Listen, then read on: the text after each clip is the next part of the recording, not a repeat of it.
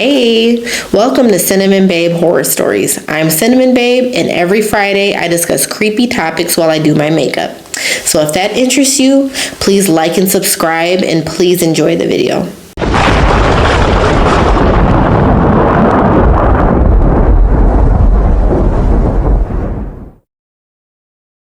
So we are off to a new season, which is season 3, called Corruption, and this is episode 1, called The Corpse Bride.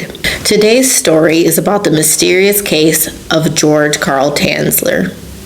In October of 1940, a woman named Florinda, a Cuban-American woman, begins to hear peculiar rumors about a friend of the family named George. So she decides to pay George a visit to check on him to see what's going on, because these rumors are really disturbing. And so she pays him a visit, and she knocks at his door, and he does not answer. So she waits a minute, knocks again. He still doesn't answer. And so she decides to enter in the house anyway, because the door was unlocked. She heads down the hallway and goes to his bedroom, and it's cracked, so she kind of pushes the door open, and what she sees inside the bedroom causes her to scream and run out of the house crying. And what she saw in that bedroom is the most horrifying and bizarre thing that anyone could ever imagine. George was a German immigrant, and he was born February 8th, 1877. So George had been involved with World War I, and somehow he had ended up being a prisoner of war. He ended up being released, and he ended up meeting his wife in 1920. Her name was Doris. They had 2 children together, and one of the children, I believe it was the youngest child, ended up contracting, I think it's called diphtheria, and it is an infection that basically spreads toxins in the body. So in 1926, George and his family ended up immigrating from Germany to the U.S., and they ended up settling in Zephyrhills, Florida. So in 1927, George ends up leaving his family to pursue a job in Key West, Florida. It was a radiology technician at the U.S. Marine Hospital in Key West, Florida, And he starts his job there, and I think he ends up getting inspired to basically be a doctor, but he never pursues the career or the education to become a doctor. But he becomes a self-proclaimed doctor, in his own identity, I guess. So growing up, George claimed that he would have visions, and he would basically see spirits, and they would give him messages. Well, one message in particular came from an ancestor of his. She was a noble woman of Augustus the Strong. Her name was Anna von Brockdorf. She was a lady in waiting back in that time, and she was a German ancestor of George, and he claims that she appears to him one day, and she reveals to him who and what his true love would look like. She didn't give him a name, but she said that she would be exotic and that she would have dark hair. And so I think ever since then, George was always kind of looking for this woman, because he truly believed that, the message was true, and that one day he would meet his true love that looked exactly like the image that the apparition had revealed to him. So in April 22nd, 1930, while George was working at the hospital, a young woman enters, and she's ill. Her mother brought her for examination. And she is a beautiful, tan-skinned, beautiful face, dark-haired Cuban-American woman. And her name was Elena Hoyos. And instantly, George recognizes her as his long-lost true love that was revealed to him in the vision. And he instantly becomes obsessed with her and falls madly in love with her, and basically builds a small friendship with her after meeting her at the hospital. But her interest, like her romantic interest in him, was never reciprocated. I believe that she just accepted his friendship. Mind you, many men in the Key West area where she lived were, very attracted to her. She was considered a local beauty, and she ends up getting married, and she's a young woman. She's only like 21, 22. And so she ends up getting married to a nice young man. And mind you, George is in like his like late 50s or 60s. I'm not 100% sure, but he was around that age range, and she's a young woman. So he is convinced that this is his true love. Mind you, she's a married woman. She's a young woman, and she doesn't have any romantic interest in him, but she is kind to him, and she accepts his friendship, and her family accepts his friendship as well. So shortly after meeting George, Elena winds up contracting tuberculosis, which was a death sentence of that time. Many family members of Elena would wind up passing away from it, and it just was a terrible disease to have. So like I said, George was a self-proclaimed doctor, even though he has no medical training or education, like when it comes to being a doctor. So he starts to shower Elena in gifts and come by her house with stolen medical equipment and supplies and medicines from the hospital, and he is committed to healing her. Like, he thinks he can heal her of her affliction. During this time, George professes his love for her. He just is convinced that, she would love him back. In his like delusional mind, there are two people that are in love. So like I said, he keeps coming over all the time, checking on her and, trying to heal her of her disease, while also in his mind maintaining a romantic relationship that just wasn't there, because like I said, she was married. So tragically and unfortunately, in October 25th, 1931, Elena Hoyos would end up succumbing to her sickness, tuberculosis, and passing away. And George, basically, he paid for the entire funeral, and with Elena's family's permission, he had a above ground mausoleum built, so that her body would be well preserved, because if you bury a body, even though it's in a casket, the body would deteriorate faster underground. It would basically succumb to the elements. So he had an above ground mausoleum built, and of course he had the key to the mausoleum. I don't think the family really looked into that. I believe that her family just were so thankful that he did that. He was so generous to them, so they didn't see the harm, or they didn't raise suspicions in them when they saw like how he was acting. For a older man like himself, and he looked way older than like 50 or 60. To me, he looked like late 70s, but I think they just were thankful for his generosity. And so, yeah, like I said, he built it, and he maintained the key to the mausoleum. And he would visit Elena's remains every single night. So what was George doing when he would visit Elena's body? Well, he would sing to her. He would serenade songs to her. I guess he would like clean up around, the area, like, make sure the mausoleum looks nice. It's so funny. I don't know why. It's crazy. But he would sing to her, and he claims that her spirit would like speak to him, and, she would, basically they would hang out together in the mausoleum. And he claims that she would ask him to take her home. Like, she didn't want to be in the mausoleum anymore, so she asked for him to take her remains home. One night, George makes sure that there's no one around when he comes to visit the mausoleum. He brings a toy wagon with him, and he removes her body from the mausoleum and puts her in the toy wagon and carts her back home. So by the time George had made this decision, he had already lost his job for obvious reasons. He was a terrible employee, but he had lost his job. So at the time, he was staying in this weird shed that he titled Dr. Von Kassel's Laboratory.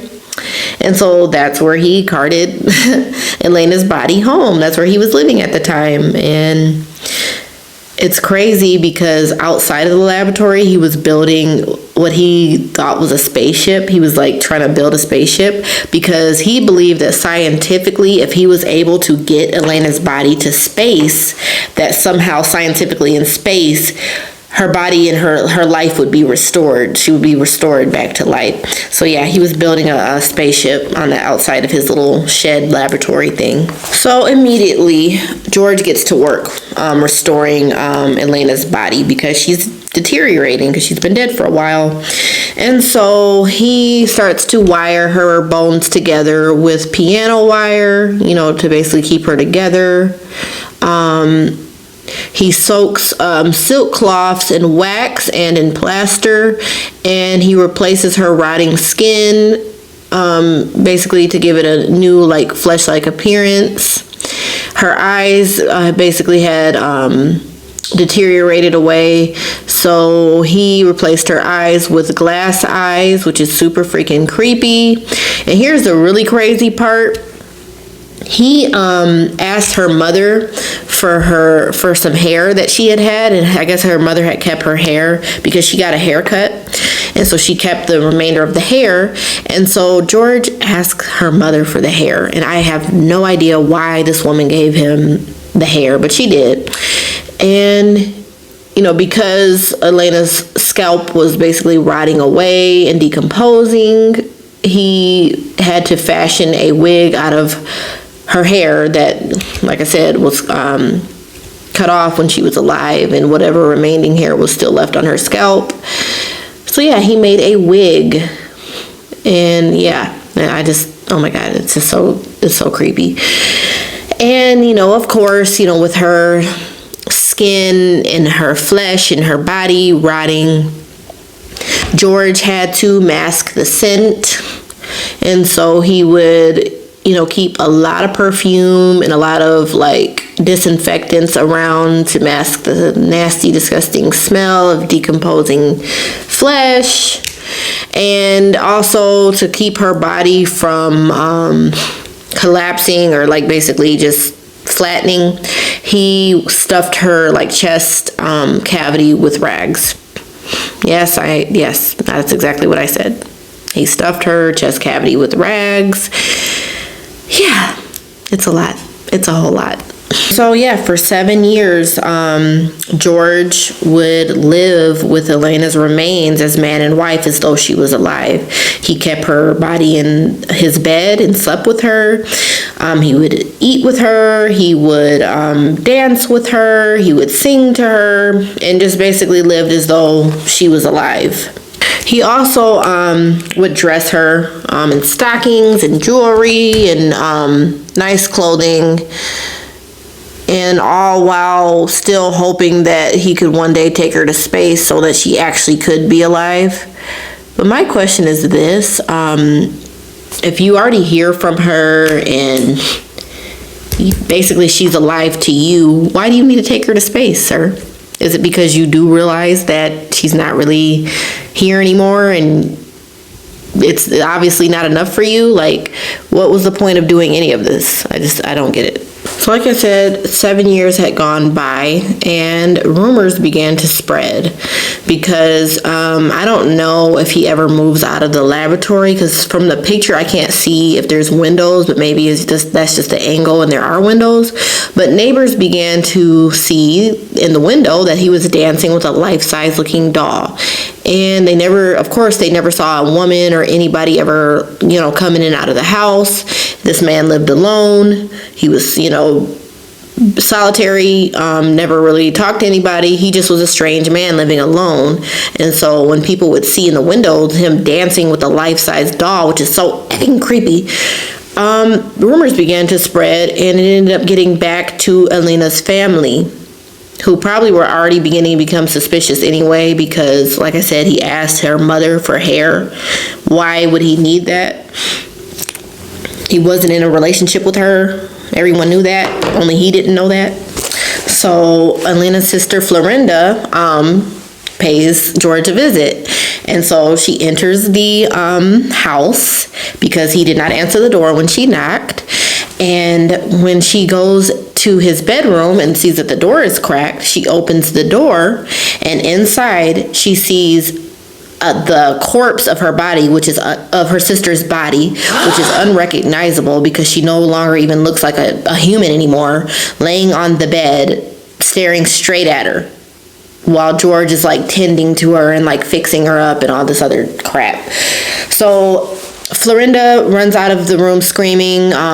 She runs straight to the authorities and reports the entire situation. Authorities come straight to the house, find exactly what Florinda reported. George isn't hiding anything. He's calm. So they arrest George. George gets examined by a court hired a psychiatrist, and he is found fit to stand trial, mentally fit. I'm not a doctor, but I just don't see how he could be mentally fit because, yeah, he was kind of hiding it. Like, it's not like he was walking around with this doll in public. This was something that he was hiding from society because he knew it would not be socially accepted, and he knew it was illegal for what he was doing. So I can see that aspect of it, but clearly there's something mentally wrong there. But he is found mentally fit to stand trial. And the charges ended up getting dropped because of the statute of limitations. And the charges were basically him destroying the grave and removing the body without permission. So they were very light charges. I don't even know what he would have gotten anyway if he was found guilty. But the charges ended up getting dropped because of the statute of limitation. But shortly after authorities had discovered Elena's remains, they removed the body from George's custody. And and they take her body to a funeral home, and they put it on display for the public, welcoming the public to come see, which I don't know how to feel about that. Like, I do feel like the public deserves to know what happened, but at the same time, it's like half and half. It's disrespectful, and then it's also respectful to the public to allow them to see it, because things like this do need to be exposed. But it's also, it's really sad for the young girl that passed away, because like, who wants to be put on display like that? It's sad. But so they put her body on display and welcomed the public at this funeral home. And at least 6,800 people show up to see her body in the Key West, Florida area. And basically everyone who had ever heard about this, because it was, I guess it like hit nationally, were just in complete and utter shock, disgust, terrified. But also largely the public viewed George sympathetically, and they deemed him like romantic, like, oh, he just was a man that was in love, which I find to be so just deluded. Like, no, there's nothing that can justify that. Because for one, I could see like if this man had a genuine marriage relationship, mind you, he's married too, but genuine like marriage and lifelong relationship with this woman, and then she tragically passes away, and then he like loses touch with the reality and does what he does, then I can kind of see the romantic part of it. But no, he was deluded and obsessed. So come on, like, no.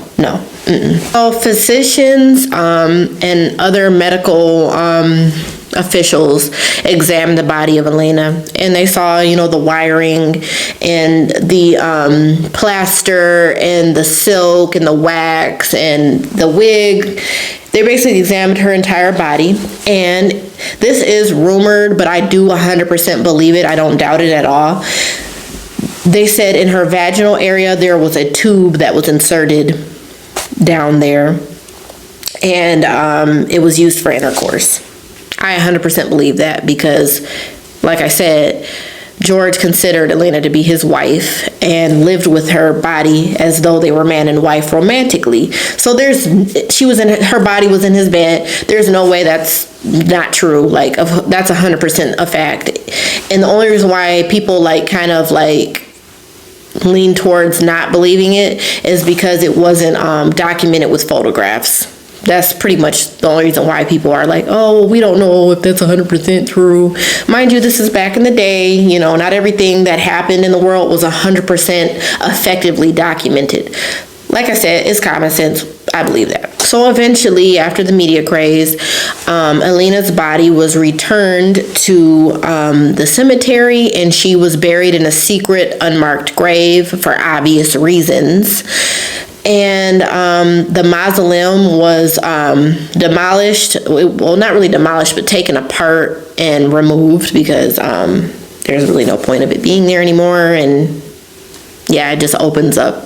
It would just open up for more issues in the future. So they removed it, and they ended up placing it in a museum. And the museum is called, it's a long name, Martello Gallery Key West Art and Historical Museum. So that's still on display. They basically just rebuilt it inside of the museum for display. So in 1944, George moves to, what is it called? Pasco County, Florida, which is, it's closer to Zephyril's, Florida, where his family was, his wife. He was still legally married to her. And in his older years, his wife basically helps take care of him. I don't know if they were living together. I kind of think that they were living separate. But his wife basically still maintains the marriage and takes care of him, helps him. And she's such a good woman, because there's no way. But I think she was sympathetic towards him, and she realized that her husband had issues. But yeah, so she continues to take care of him.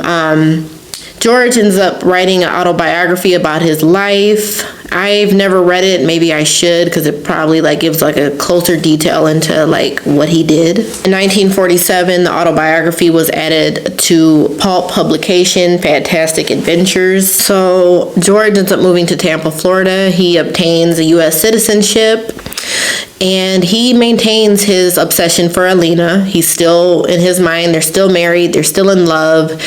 I believe that he was still having visions of her and, being able to speak to her.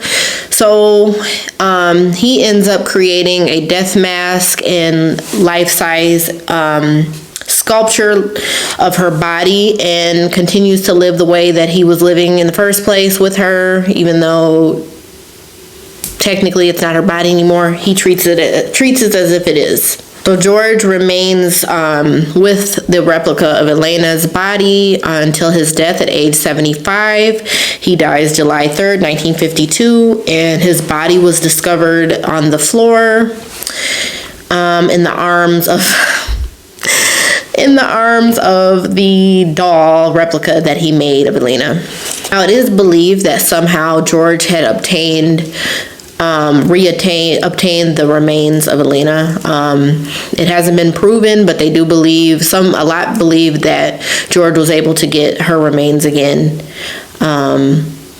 and replaced it and put the one that he had fashioned in the grave, and he was able to obtain her body. But like I said, that's not proven. I hope that he wasn't able to do that, but whatever. George's story would be retold in Pulp magazine, and there were details that were added. Some are true, some are not proven. I'm not going to say untrue, because like I said, with a story like this, it just leaves the possibilities open, just wide open. So in 1982, a Michael Felder ends up writing in the article that a renovation worker of George's home ended up finding a letter that states that George was confessing to the murder of Elena by poisoning. They say that the letter is written by George, claiming that he took Elena's life as a act of mercy because she was suffering, so he believed he was taking her out of her misery, and it was an act of mercy. And the letter states, I'm going to read it: "Suffer no more, sweet Elena. I have sent you to the angels with my golden elixir," basically the poison which I hope that's not true. I would rather believe that Elena passed away due to her illness, and then, you know, everything else just went from there, rather than there's a possibility that she could have survived and he took her life just so he could play around with her body. Like, that is beyond horrible. But it makes sense because, number one, Elena was already married. Number two, she was not physically attracted to this creepy old man. And number three, that would leave room for the motive for George to be like, okay, well, hey, I'm deeply in love with this woman. She's already dying. She really doesn't want anything to do with me as far as anything romantic. So if I take her out of her misery and steal her body, then I'll always have her. A lot of serial killers that like perform necrophilia on their victims, like Ted Bundy, for example. He said that when you perform necrophilia, that is the final act of possessing the victim. So you have full possession of them. That is a possibility that's what George did. He wanted full possession of Elena. So in order to get that, he had to ensure that she would pass away so that he could have 100% possession over her. It's a possibility. Hey, why not? It's also claimed that George took Elena's life to fulfill his destiny. Pretty much tying into what I said. You know, he had the vision that she was going to be his true love, and he had to ensure that that destiny would be fulfilled. So, in conclusion, I would say that George was a deeply disturbed man who needed mental help. Like, a lot of it, he needed mental help. This obsession completely detached him from reality. And I don't really think it was so much about Elena. I think he just was completely obsessed with love and just the whole chase of being in love. The whole concept of being with her just overshadowed reality for him, and it corrupted him. He idolized Elena, put her on a pedestal, and had just an unrealistic view of her and reality itself. It completely overshadowed the fact that he was married, the fact that she was married, the fact that she was not interested in him. Reality just wasn't a factor for him. He needed help. Like I said, he wanted full possession of her, and all life belongs to God. And if you don't realize that and understand that, you won't be respectful towards basically the reality of any situation. And that's exactly what happened. He completely disrespected Elena and her family, and her death, her memory. Now whenever someone is to like type in Elena's name, this story will forever follow her legacy, instead of the fact that she was a young, beautiful woman with her whole life ahead of her, and her life was tragically cut short. So yeah, all life belongs to God, and if you don't pursue God, then that leaves the door open for you to pursue strange and just disturbing things, and that's exactly what happened, and it's unfortunate. But thank you so much for watching. I would say that this story has stuck with me for a long time. I was actually a kid when I heard about it. I don't remember I think I was watching a documentary on TV. I was just flicking through the channels one day. And I don't remember exactly what channel it was on, but they were talking about this story, and it just completely captivated me. I was so scared. It scared me so bad, but it was so interesting. And so this week I was like struggling with what to talk about for this story. And so this particular story ends up popping into my mind. I'm like, oh yeah, oh my gosh, this story was so captivating for me as a kid. And even talking about it now just is like, ooh, it just makes me cringe, and it just makes me feel creeped out. But I hope you enjoyed it. Please like and subscribe if you're new, and please stay tuned for the next video. Thank you. Bye.